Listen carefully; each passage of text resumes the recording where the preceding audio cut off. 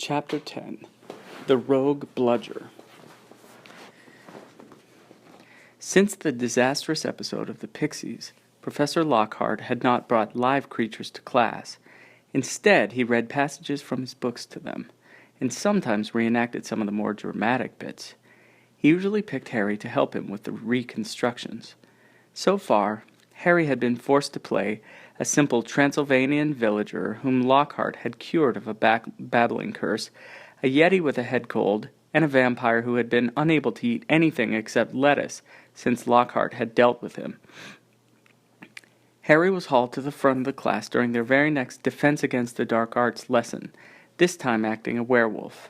If he hadn't had a very good reason for keeping Lockhart in a good mood, he would have refused to do it.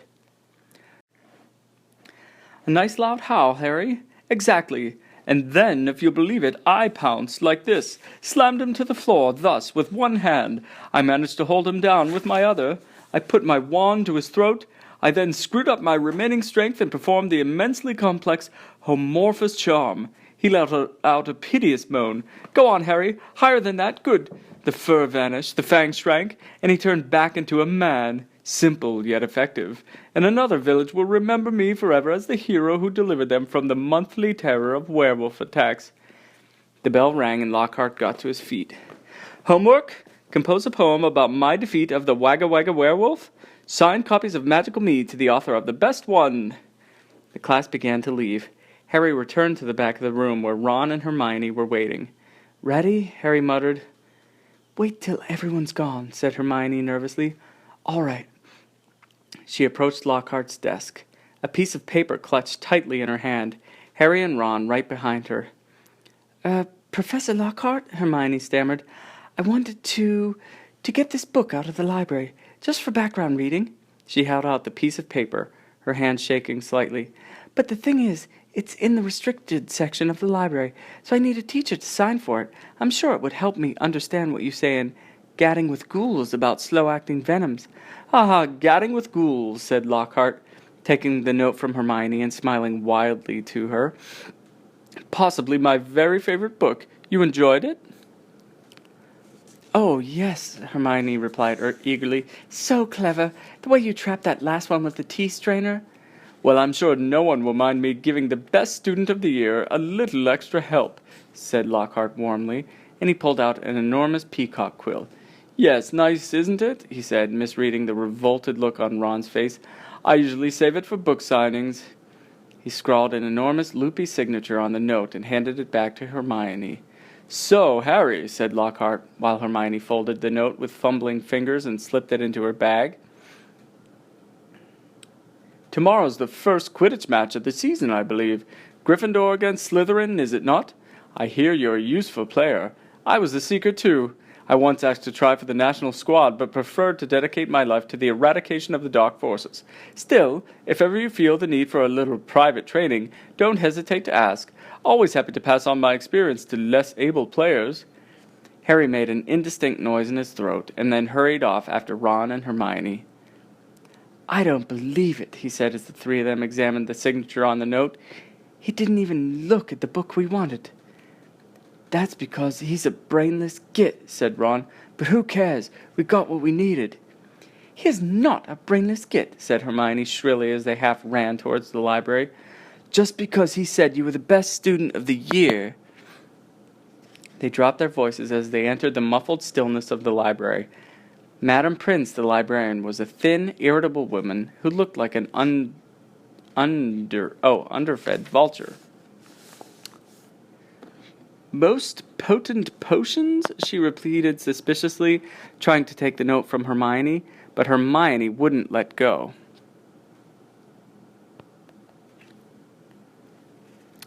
"I was wondering if I could keep it," she said breathlessly.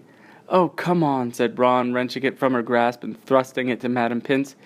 "We'll get you another autograph. Lockhart will sign anything if it stands still long enough." Madame Prince held the note up to the light, as though determined to detect a forgery, but it passed the test. She stalked away between the lofty shelves and returned several minutes later carrying a large and moldy-looking book. Hermione put it carefully into her bag and they left, trying not to walk too quickly or look too guilty. 5 minutes later, they were barricaded in Moaning Myrtle's out-of-order bathroom once again. Hermione had overridden Ron's objectives by pointing out that it was the last place anyone in their right minds would go, so they were guaranteed some privacy. Moaning Myrtle was crying noisily in her stall, but they were ignoring her, and she them. Hermione opened Most Potent Potions carefully, and the three of them bent over the damp-spotted pages. It was clear from a glance why it belonged in the restricted section. Some of the potions had effects almost too gruesome to think about, and there were some very unpleasant illustrations, which included a man who seemed to have been turned inside out, and a witch sprouting several extra pairs of arms out of her head. "Here it is," Hermione said excitedly as she found the page headed The Polyjuice Potion. It was decorated with drawings of people halfway through transforming into other people. Harry sincerely hoped the artist had imagined the looks of intense pain on their faces. Had imagined them only. "This is the most complicated potion I've ever seen," said Hermione as they scanned the recipe. "Lacewing flies, leeches, fluxweed, and knotgrass," she muttered, running her finger down the list of ingredients. "Well, they're easy enough. They're in the student store cupboard. We can help ourselves. Oh, look, powdered horn of bicorn. Don't know where we're going to get that. Shredded skin of a boomslang? That'll be tricky too. And of course, a bit of whoever we want to change into." "Excuse me," said Ron sharply. "What do you mean, a bit of whoever we're changing into? I'm not drinking nothing with crab's toenails in it." Hermione continued as though she hadn't heard him. "We don't have to worry about that yet, though, because we add those bits last." Ron turned speechless to Harry, who had another worry. "Do you realize how much we're going to have to steal, Hermione? Shredded skin of a boomslang? That's definitely not in the student's cupboard. What are we going to do? Break into Snape's private stores? I don't know if this is a good idea." Hermione shut up the book with a snap. "Well, if you two are going to chicken out, fine," she said. There were bright pink patches on her cheeks, and her eyes were brighter than usual. "I don't want to break rules, you know. I think threatening Muggleborns is far worse than brewing up a difficult potion. But if you don't want to find out if it's Malfoy, I'll go straight to Madame Pince and hand the book back in."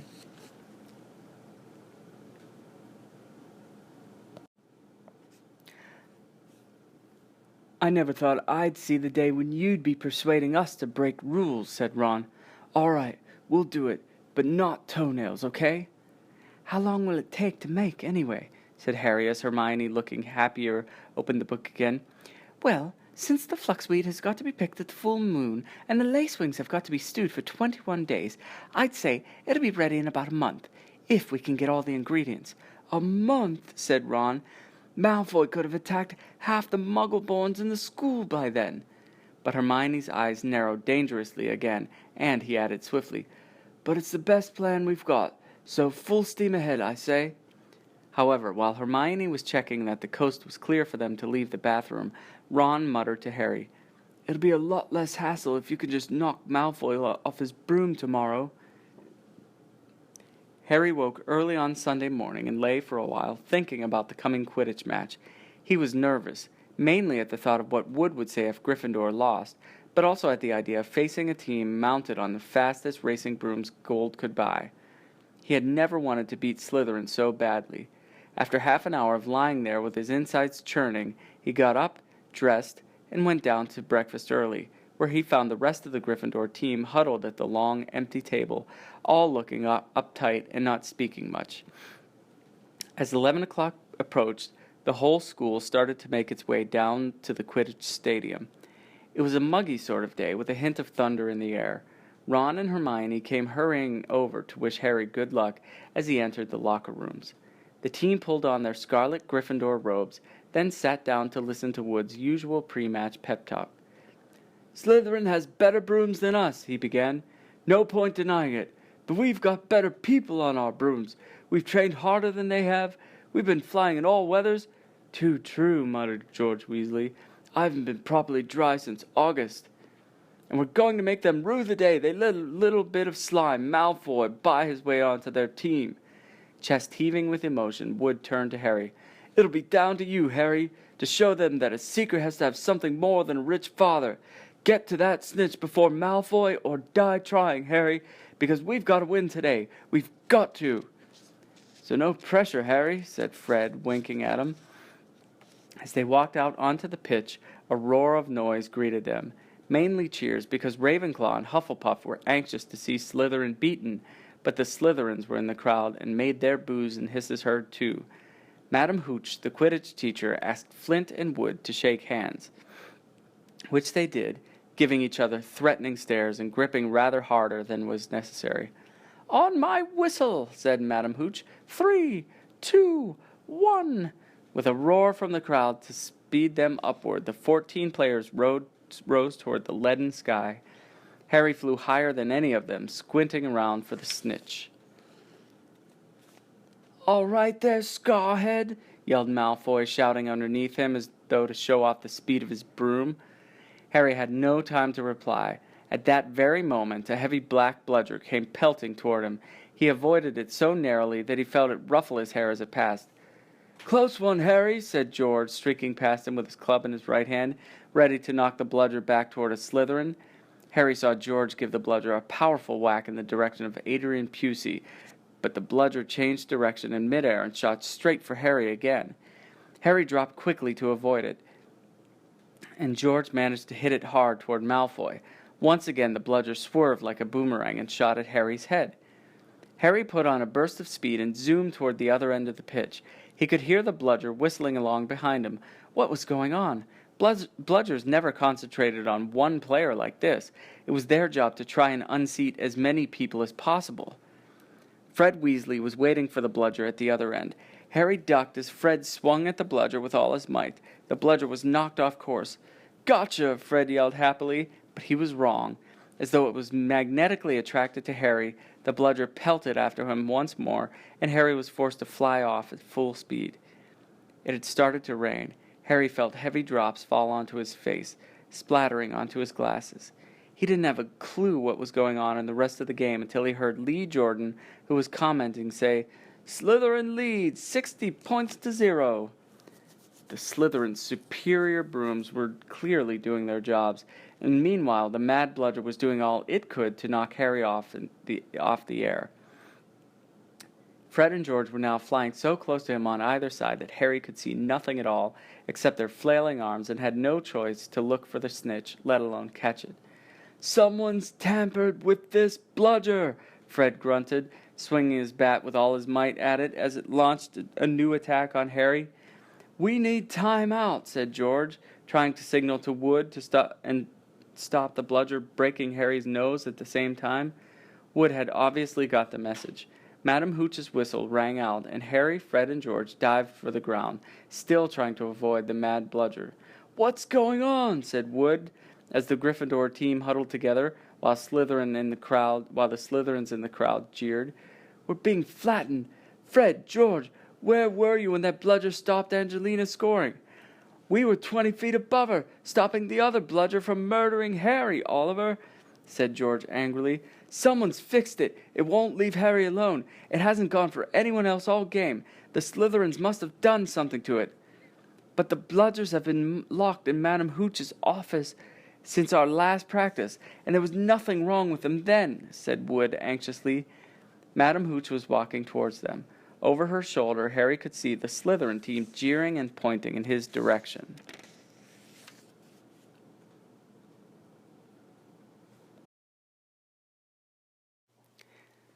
"Listen," said Harry, as she came nearer and nearer.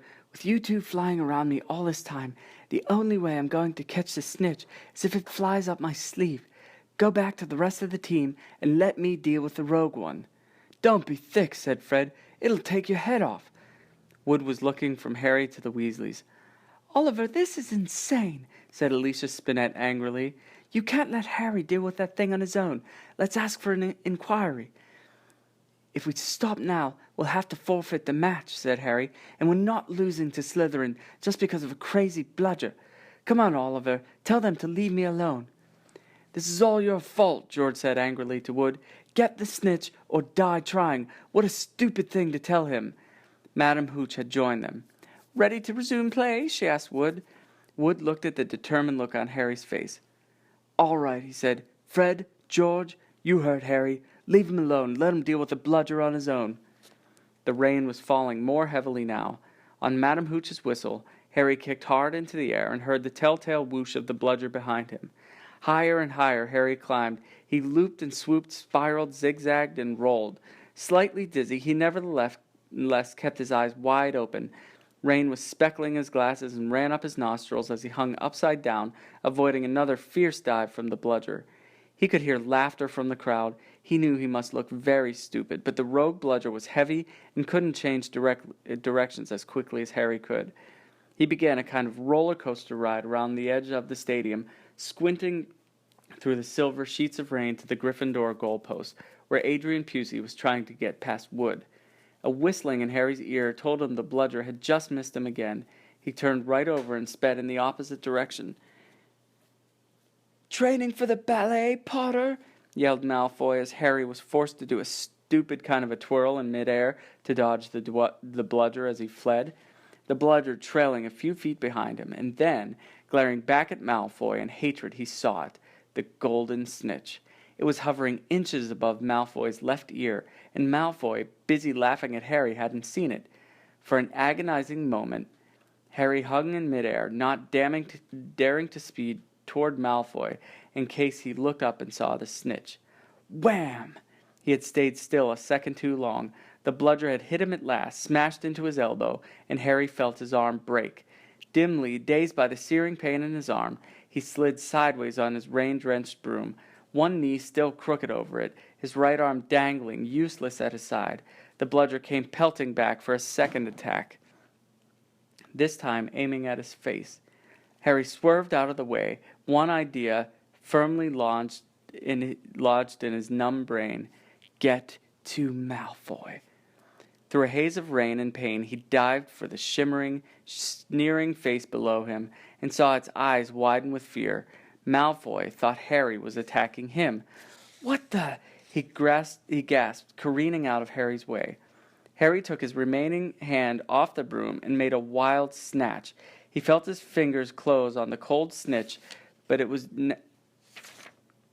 now only gripping the broom with his legs, and there was a yell from the crowd below as he headed straight for the ground, trying hard not to pass out. With a splattering thud, he hit the mud and rolled off his broom. His arm was hanging at a very strange angle. Riddled with pain, he heard, as though from a distance, a good deal of whistling and shouting. He focused on the snitch clutched in his good hand. "Aha," he said vaguely, "we've won." And he fainted. He came around, rain falling on his face, still lying on the field with someone leaning over him. He saw a glitter of teeth. "Oh no, not you," he moaned. "Doesn't know what he's saying," said Lockhart loudly to the anxious crowd of Gryffindors pressing around them. "Not to worry, Harry. I'm about to fix your arm." "No," said Harry. "I'll keep it like this, thanks." He tried to sit up, but the pain was terrible. He heard a familiar clicking noise nearby. "I don't want a photo of this, Colin." "Lie back, Harry," said Lockhart soothingly. "It's a simple charm. I've used it countless times." "Why can't I just go to the hospital wing?" said Harry through clenched teeth. "You really should, Professor," said a muddy Wood, who couldn't help grinning, even though his seeker was injured. "Great capture, Harry. Really spectacular. Your best yet, I'd say." Through the thicket of legs around him, Harry spotted Fred and George Weasley wrestling the huge bludger into a box. It was still putting up a terrific fight. "Stand back," said Lockhart, who was rolling up his jade green sleeves. "No, don't," said Harry weakly. But Lockhart was twirling his wand a second later and directed it straight at Harry's arm. A strange and unpleasant sensation started at Harry's shoulder and spread all the way down to his fingertips. It felt as though his arm was being deflated. He didn't dare look at what was happening. He had shut his eyes, his face turned away from his arm, but his worst fears were realized as the people above him gasped and Colin Creevey began clicking away madly. His arm didn't hurt anymore, nor did it feel remotely like an arm. Ah, said Lockhart, yes, well, that can sometimes happen. But the point is, the bones are no longer broken. That's the thing to bear in mind. So, Harry, just toddle up to the hospital wing. Ah, Mr. Weasley, Miss Granger, would you escort him? And Madame Pomfrey, will you be able to tidy you up a bit? As Harry got to his feet, he felt strangely lopsided. Taking a deep breath, he looked down at his right side. What he saw nearly made him pass out again. Poking out of the end of his robes was what looked like a thick, flush-colored rubber glove. He tried to move his fingers. Nothing happened.